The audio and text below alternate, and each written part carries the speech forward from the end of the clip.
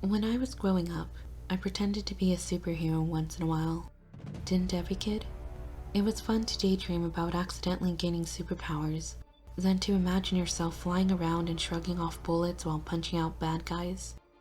Unfortunately, when it actually happened to me, my powers didn't come from radioactive bites, freak lab accidents, or mutant genes.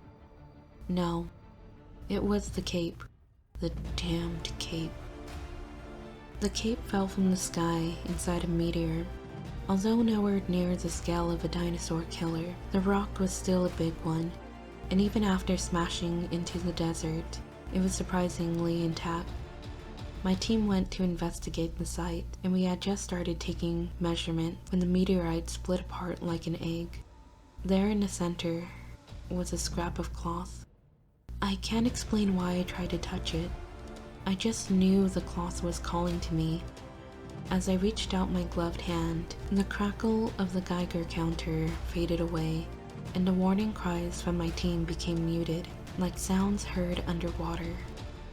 Then, the cloth pounced. In an instant, it curled around my wrist and pierced my hazmat suit, and time seemed to stop as it touched my bare skin.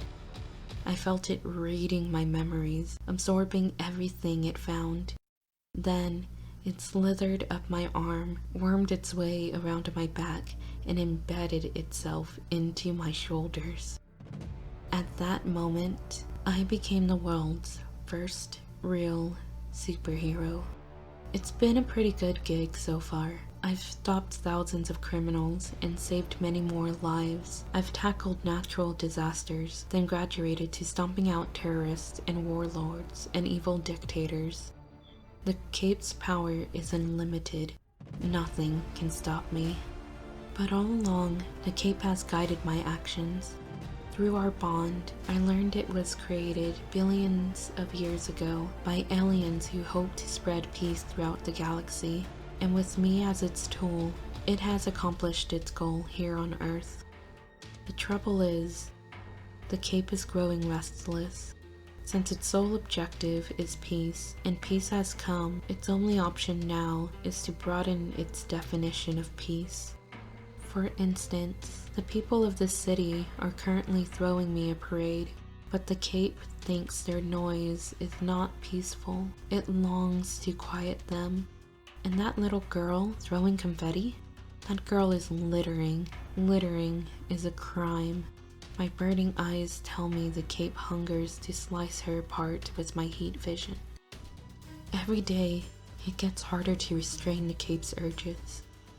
I would destroy the damned thing if I could, but I can't. It won't allow me.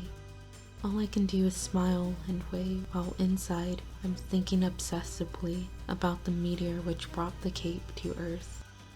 The cape prevents me from telling anyone, but I know the truth.